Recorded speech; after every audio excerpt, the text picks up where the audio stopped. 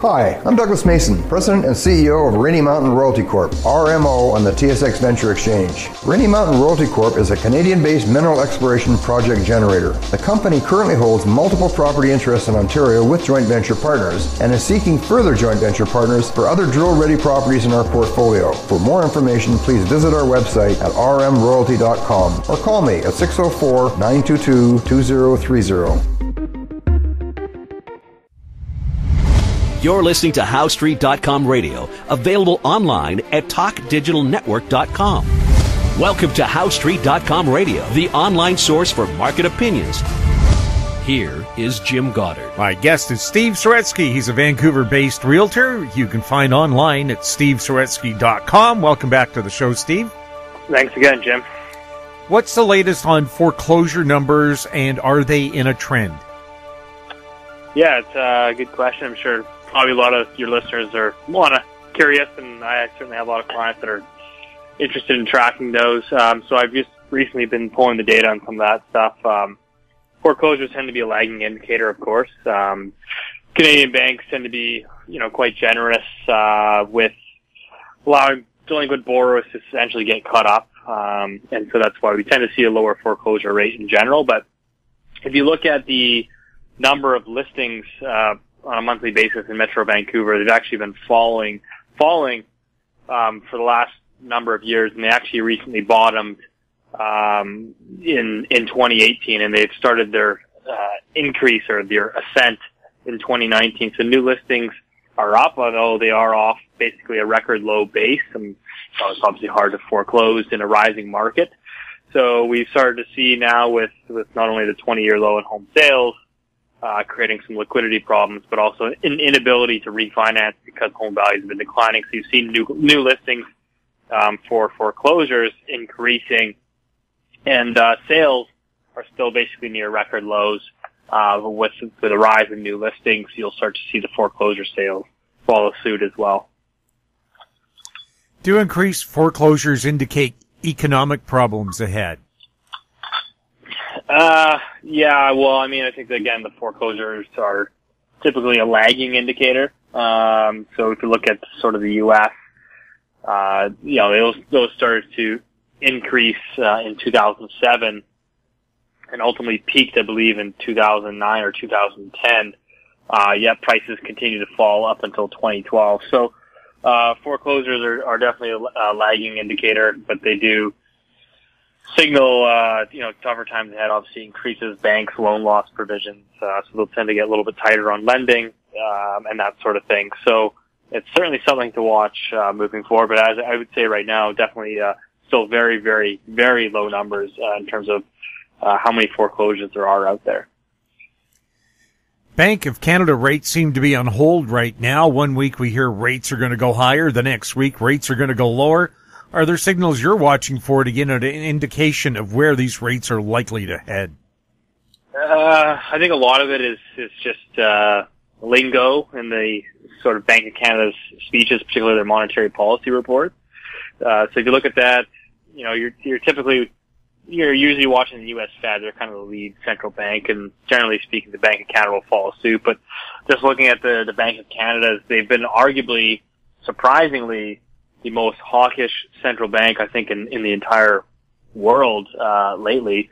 But in their most recent monetary policy report, they talked a lot about global trade. And so I think that they're kind of setting that up to use that as a potential way to wiggle themselves out of hiking rates and potentially likely even cutting rates at some point in the near future. They could certainly use that as a way to sort of leverage that into cutting rates. But typically speaking, I'm just looking at a lot of the language that they're using, looking at the Fed, and then also looking at inflation, which in Canada is running just over 2%, so running a little bit hot. Is it somewhat ironic we have low interest rates right now, but banks are reluctant to loan because they're scared house prices will come down and they might lose money if they have to foreclose?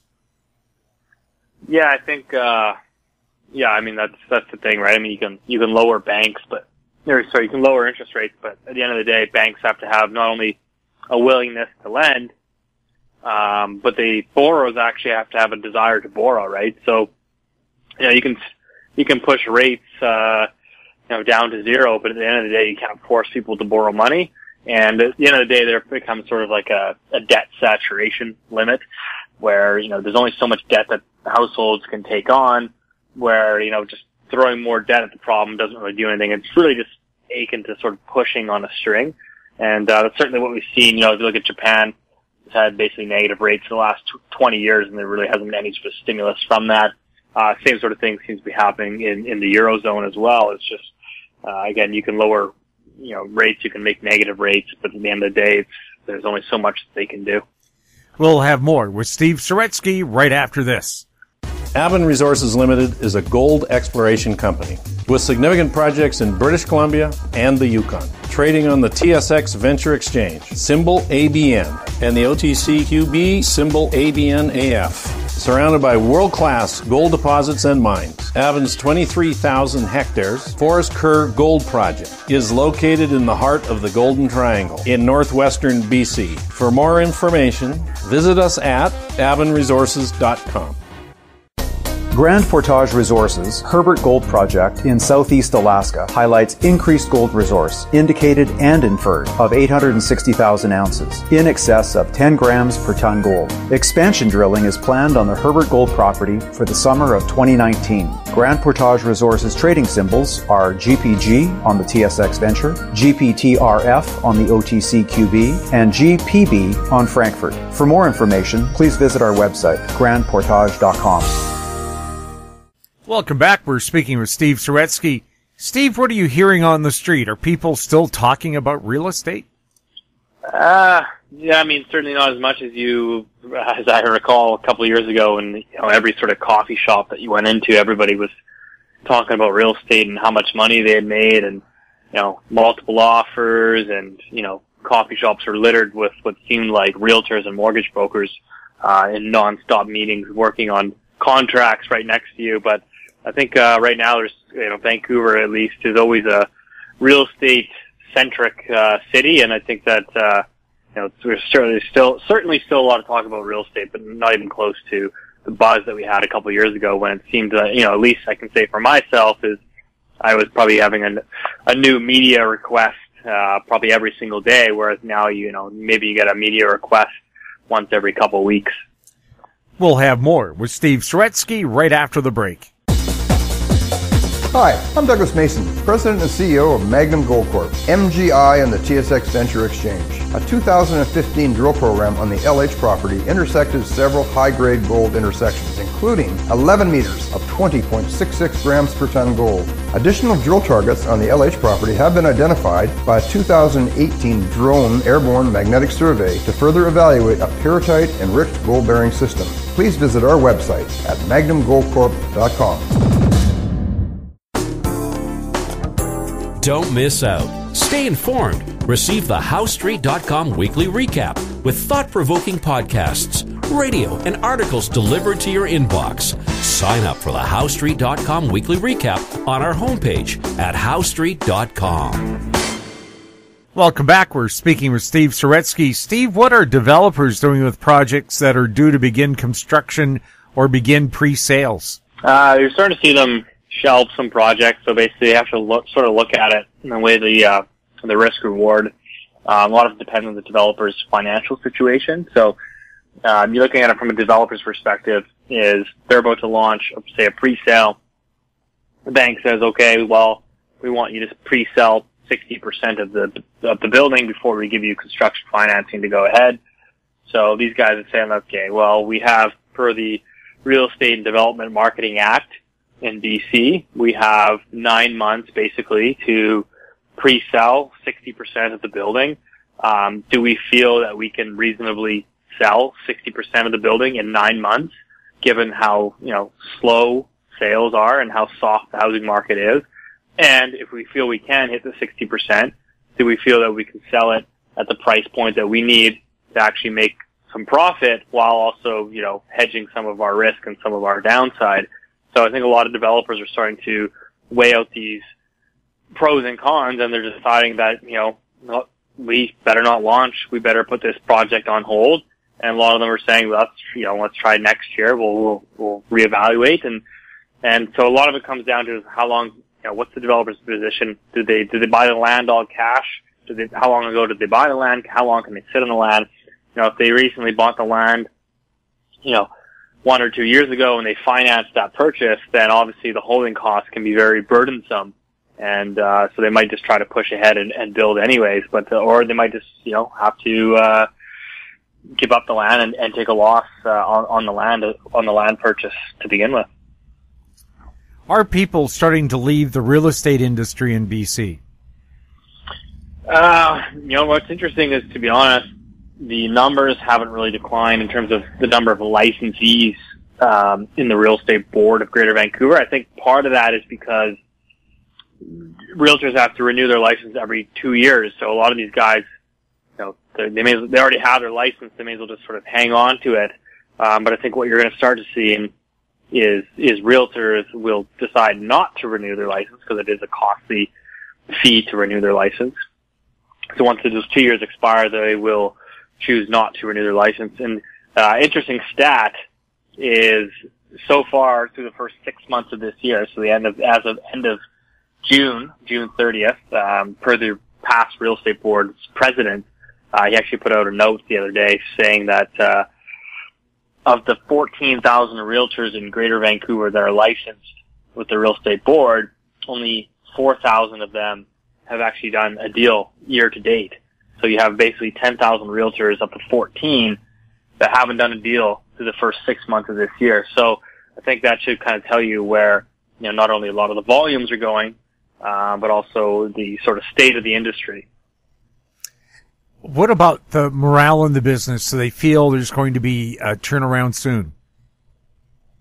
It's kind of a mixed bag, I guess. I mean, I think that certainly mood has become a lot more pessimistic over the last 6 to 8 months, given the sort of slump that we had, or the weak spring market that we had. I think that most realtors that I talk to anyways are sort of looking at the next 6 months here as we head into the slower sort of summer and winter months ahead, that if you're going to see a pickup, generally you don't see a pickup in those months. You're usually looking for the spring market to give you some life.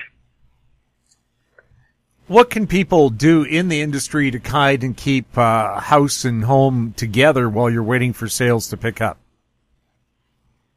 Sorry, can you say that again, Jim? Is there anything in particular you can do in the real estate industry to kind of keep things together while you're waiting for things to pick up?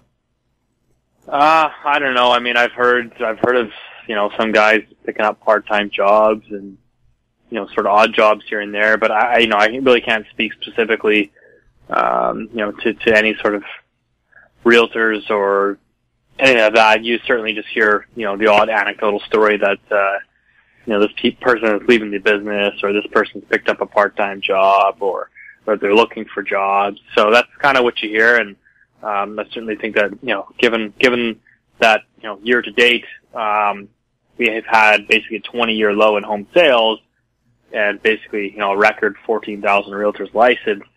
Naturally that there's some people that are going a little bit hungry. Steve, is there anything that we should know overall in the Vancouver market? Are there deals to be had and people are just ignoring them, or is it still a very expensive place to buy? I think it's kind of the same old story here, is that, the volumes are weak and, prices are still inching lower, and buyers are looking for deals and sellers are sort of reluctant to sell. But if you can sort of sift through it, I think there's definitely some deals to be had. I mean, I think at some point you have to sort of flip from that, bearish view in the market, and you have to turn a little bit more bullish. And so I think one of the areas that I like personally, where I think, if you're a buyer and, you're looking at the market and you're trying to time it, or you're trying to look for the best deal, and rightfully so, I think that West Vancouver is a pretty interesting spot. I mean, it's down 40% from the peak. There's just a ton of listings. I think there's a lot of desperate sellers over there. And a lot of these places have really gone no bid, which means, you can lower your price, but even if you lower your price by $1 million, $2 million, that's not to say that you're actually going to get an offer.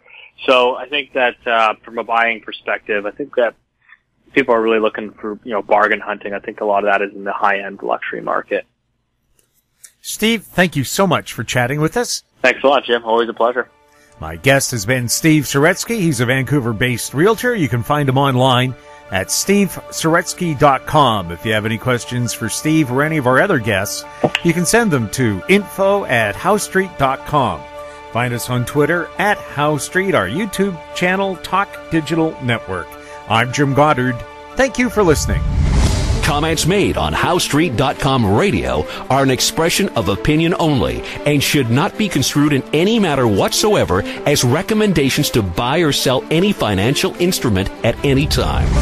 Available online at TalkDigitalNetwork.com. HowStreet.com radio is a production of HowStreet Media Incorporated.